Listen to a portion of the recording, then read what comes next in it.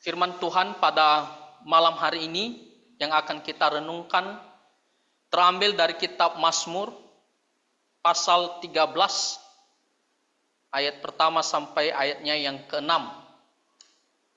Mazmur pasal 13 ayat pertama sampai ayatnya yang ke-6 kita akan bacakan secara bergantian. Untuk pemimpin biduan, Mazmur Daud. Berapa lama lagi Tuhan kau lupakan aku terus menerus? Berapa lama lagi kau sembunyikan wajahmu terhadap aku?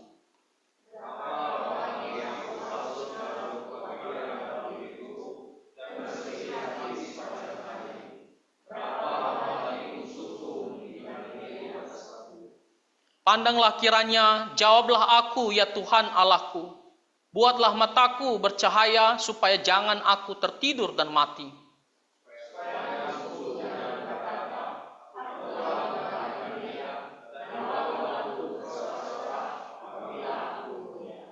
Ayat yang terakhir kita baca bersama-sama. Tetapi aku kepada kasih setiamu aku percaya, hatiku bersorak-sorak karena penyelamatanmu. Aku mau menyanyi untuk Tuhan karena Ia telah berbuat baik kepadaku. Mari kita bersatu di dalam doa. Bapa di sorga, kami bersyukur kami bisa mendapatkan pemeliharaan Tuhan, pimpinan Tuhan dalam kehidupan kami sehari-hari. Dan pada saat ini kami mau merenungkan firman Tuhan. Tuhan tolong kami agar kami bisa sungguh-sungguh mengerti dan firman Tuhan menjadi berkat rohani di dalam menjalani kehidupan kami sehari-hari. Ampunilah segala dosa dan pelanggaran kami. Di dalam nama Tuhan Yesus Kristus kami berdoa. Amin. Tema firman Tuhan kita pada malam hari ini yaitu permohonan agar Tuhan memperhatikan kita. Saudara-saudara, dalam menjalani kehidupan kita sehari-hari, kadang-kadang ketika kita melakukan suatu pekerjaan ataupun kita memiliki sebuah rencana dan semuanya itu berjalan dengan baik, semuanya lancar, kita merasakan bahwa Tuhan itu seolah-olah beserta dengan kita. Ketika kita berdoa, memohon sesuatu, dan terkabulkan, kita juga merasa bahwa Tuhan itu dekat dengan kita. Tetapi, ada situasi tertentu ketika dalam pekerjaan kita ada masalah, dan masalah itu begitu berat, dan masalah itu begitu lama, tidak bisa terselesaikan dengan cepat.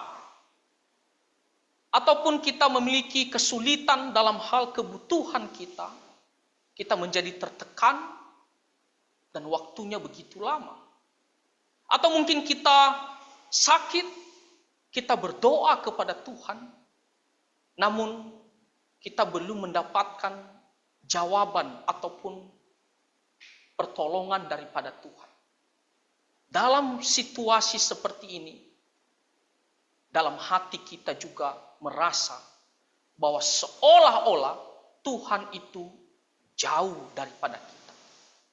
Seolah-olah Tuhan tinggalkan kita.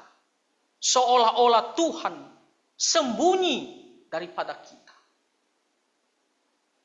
Inilah yang dialami juga oleh si pemazmur dari Mazmur 13 ini. Mazmur ini ditulis oleh Raja Daud sendiri.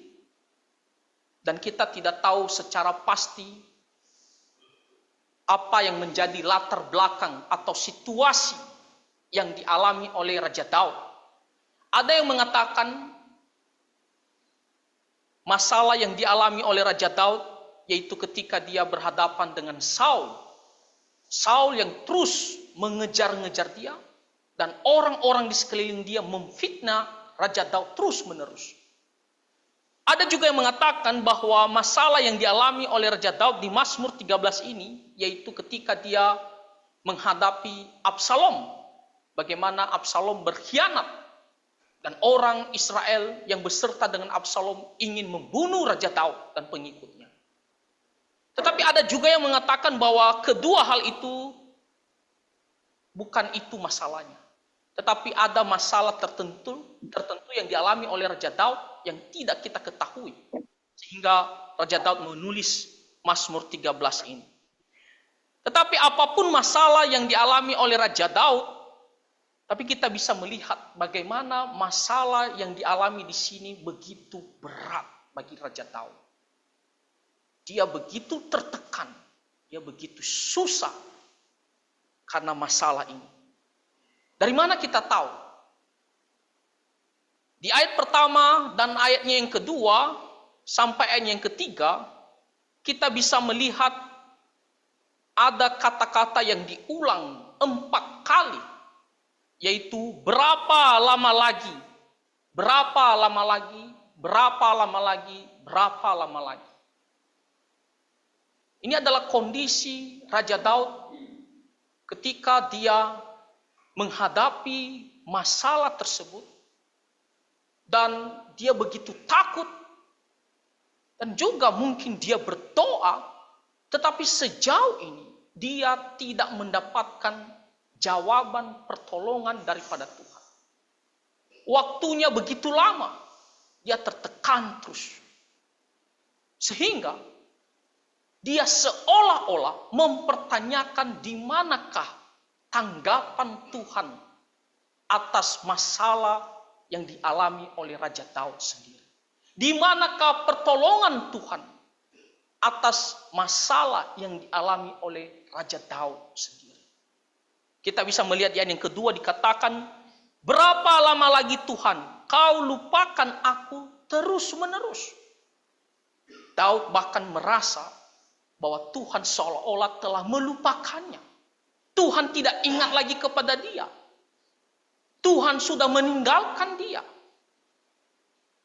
Karena kita bisa melihat bagaimana Raja Daud, dia benar-benar merasa lelah, capek. Masalah ini begitu menekan dia dan tidak terselesaikan begitu lama. Sehingga dia mengatakan, berapa lama lagi Tuhan engkau melupakan aku. Dan bahkan dikatakan terus menerus, seolah-olah tiada akhirnya. Tuhan akan terus melupakan dia selamanya. Bahkan dikatakan di kalimat selanjutnya, berapa lama lagi kau sembunyikan wajahmu terhadapku. Seolah-olah Tuhan tidak hanya menjauh daripada dia, tapi Tuhan menyembunyikan wajahnya, mengabaikan dia. Tuhan tidak menolong dia, Tuhan tidak bertindak apa-apa untuk melepaskan Raja Daud. Itulah yang dirasakan oleh Raja Daud.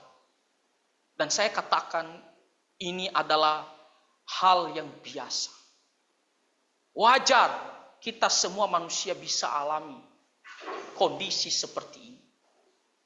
Ketika kita ada masalah dan kita sudah berusaha, kita sudah berdoa, kita sudah memanggil pertolongan daripada Tuhan, tapi belum terselesaikan. Bisa-bisa kita juga mempertanyakan, Tuhan, di manakah engkau? Kenapa engkau biarkan saya menghadapi semuanya ini? Kenapa Tuhan tidak segera menghentikan masalah saya ini? Kenapa Tuhan biarkan terus masalah ini sudah selesai, sebagian datang lagi.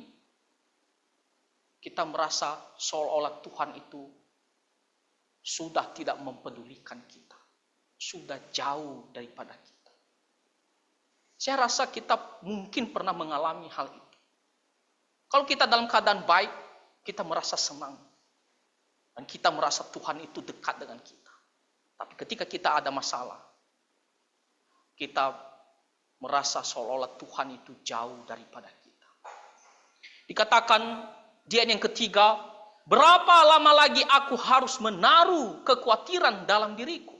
Nah, dalam bahasa Inggris KJV, Itu lebih jelas. Berapa lama lagi aku harus meminta nasihat dari diriku sendiri atau menasehati diriku sendiri? Maksudnya apa? Maksudnya begini. Daud selama ini juga dia berpikir, dia merencanakan sesuatu bagaimana caranya supaya dia bisa lepas daripada kesulitan ini. Dia tidak berdiam diri saja, dia tidak berserah begitu saja. Dia juga memikirkan apa yang harus dia lakukan supaya bisa terlepas segera dari masalah tersebut. Tapi Raja Daud menyadari semua rencana dia, semua jalan keluar yang timbul dari pikirannya sendiri itu adalah sia-sia saja. Tanpa pertolongan daripada Tuhan tidak ada gunanya. Meskipun dia punya strategi yang luar biasa, meskipun dia punya usaha yang luar biasa, tapi tanpa tindakan daripada Tuhan, itu tidak ada gunanya. Nah, ini memberikan kita pelajaran juga, saudara-saudara. Ketika kita ada masalah, memang kita harus berpikir juga, apa yang harus kita lakukan. Kita tidak berdiam diri begitu saja, mengurung diri di dalam kamar. Kita harus berpikir apa yang harus kita lakukan. Tapi satu hal yang harus kita pelajari dari Raja Daud ini. Kita jangan mengandalkan diri kita. Jangan mengandalkan kepintaran kita. Kita merasa, oh saya sudah temukan jalan keluarnya. Saya rasa, saya yakin, saya tahu pasti saya bisa keluar dari masalah ini. Saudara-saudara, kita harus bersandar kepada Tuhan. Kita punya rencana brilian. Bagaimana keluar dari kesulitan itu. Tapi tanpa pertolongan Tuhan, itu tidak ada gunanya. Daud mengatakan, berapa lama lagi aku harus menasihati diri saya sendiri, terus menerus. Tak ada gunanya kalau Tuhan tidak bertindak. Dan dikatakan bersedih hati sepanjang hari. Daud merasa tidak ada gunanya semua apa yang dia rencanakan itu. Tetapi justru memberikan sebuah kekhawatiran atau kekhawatiran itu memenuhi terus dirinya. Kegelisahan membuat dia sedih.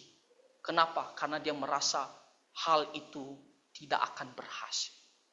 Dia merasa sedih. Dan saya percaya dia juga menangis di sini. Dikatakan sepanjang hari dia benar-benar lesu karena masalah itu. Dikatakan berapa lama lagi musuhku meninggikan diri atasku. Orang-orang yang membenci dia, orang-orang yang tidak suka dengan dia, tentunya melihat penderitaan dari Raja Daud ini, mereka bersuka cita, bersorak-sorai. Karena merasa bahwa waktunya Daud sekarang jatuh, tidak ada lagi pertolongan bagi dia. Mereka bahagia sekali atas penderitaan daripada Raja Daud ini. Artinya apa? Tidak hanya satu kali mereka tunjukkan sukacita mereka. Terus menerus mereka bersukacita melihat Raja Daud saat ini benar-benar terpuruk. Nah, saudara-saudara, tadi saya sudah katakan apa yang dialami oleh Raja Daud ini dari ayat pertama sampai ayat yang ketiga, itu juga kita bisa alami. Semua sama, tak ada bedanya kita dengan Raja Daud.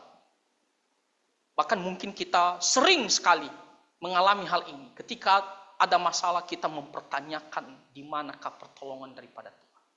Kita bersedih, kita menangis. Itu wajar, semuanya kita bisa alami. Nah, tetapi apa bedanya Raja Daud dengan Raja Saul dan juga dengan orang Kristen pada umumnya? Disinilah keunggulan daripada Raja Daud. Sama-sama kita bisa mengalami situasi di ayat yang pertama sampai ayat yang ketiga.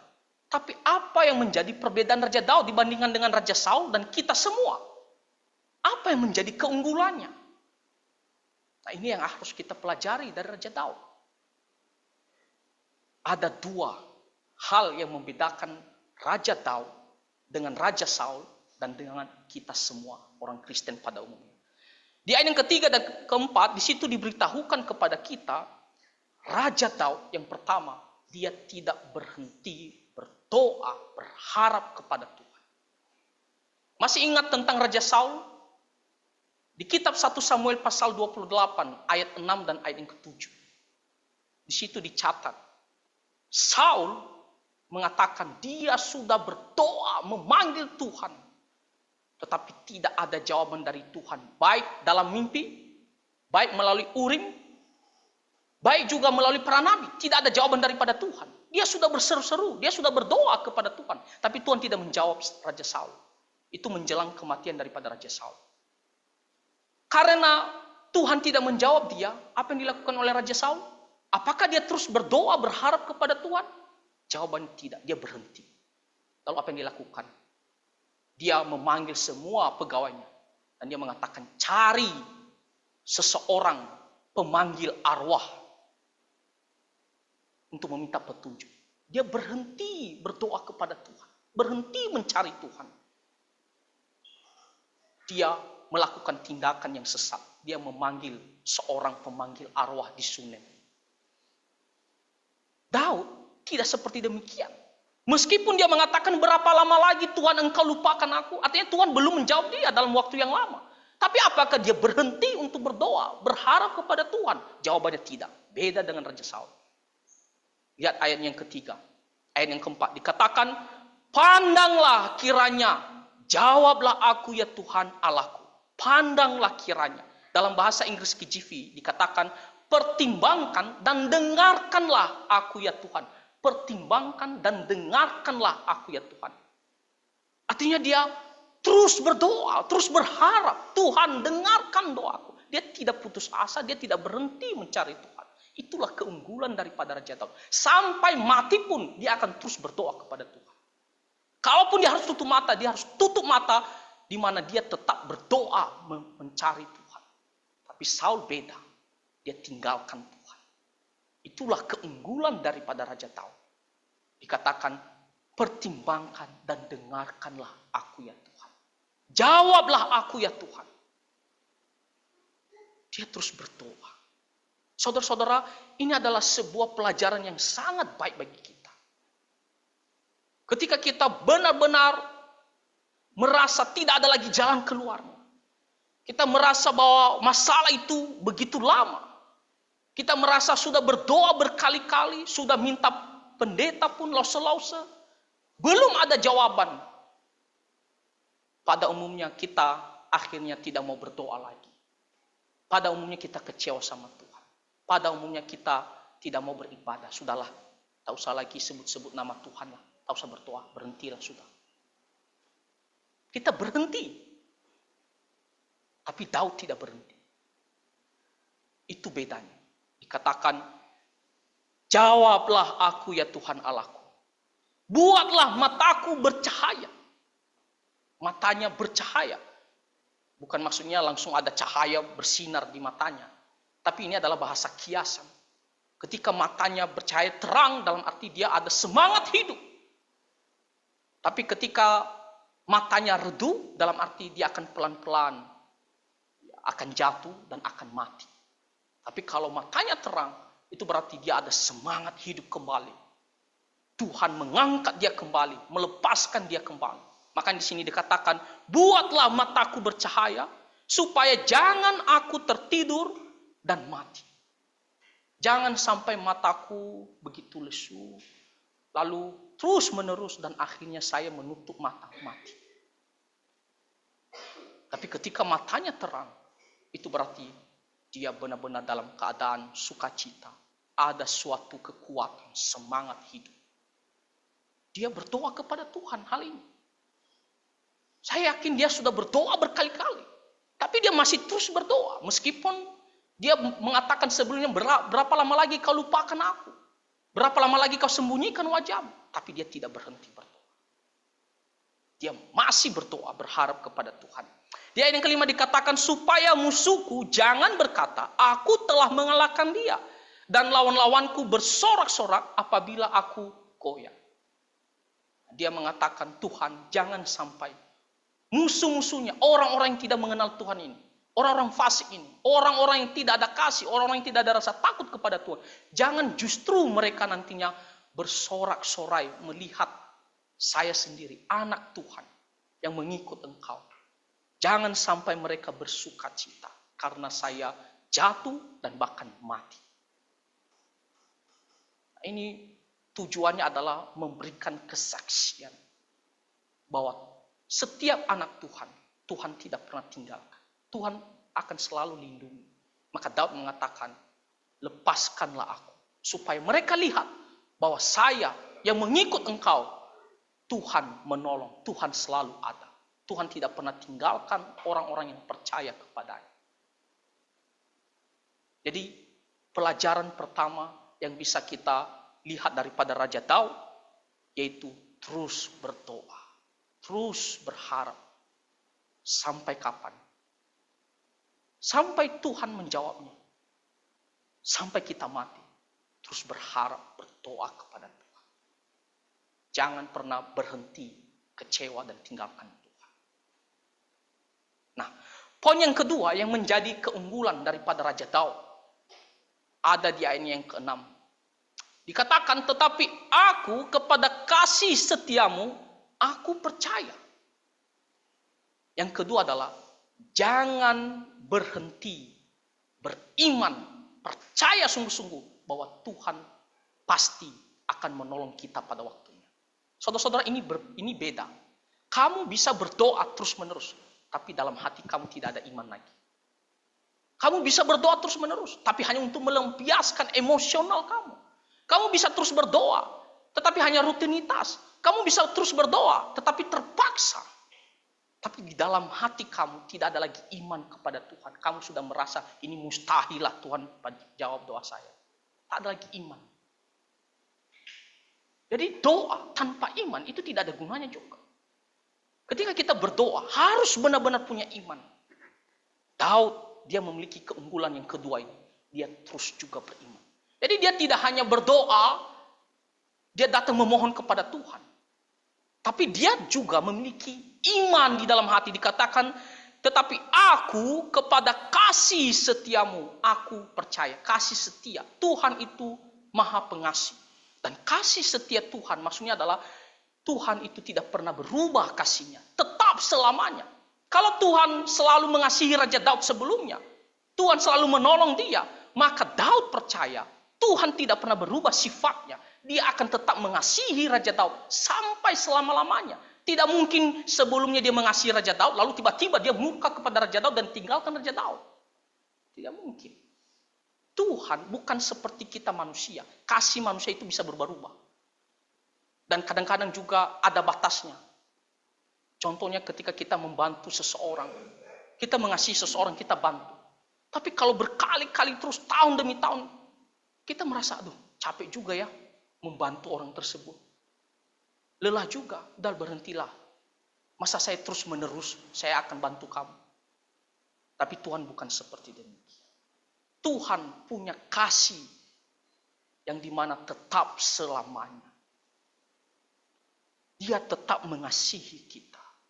Tidak pernah berubah sifatnya. Dan itulah yang dipercayai oleh Raja Daud.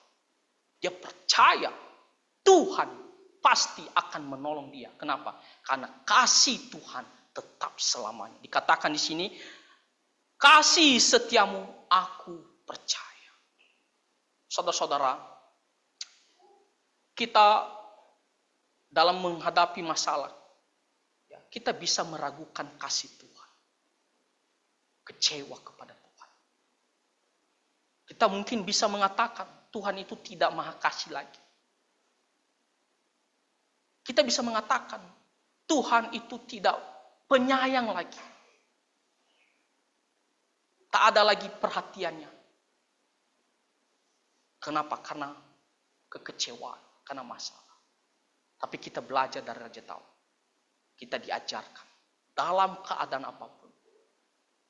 Kita harus tetap percaya Tuhan itu tetap kasihnya kepada kita. Tidak pernah berubah.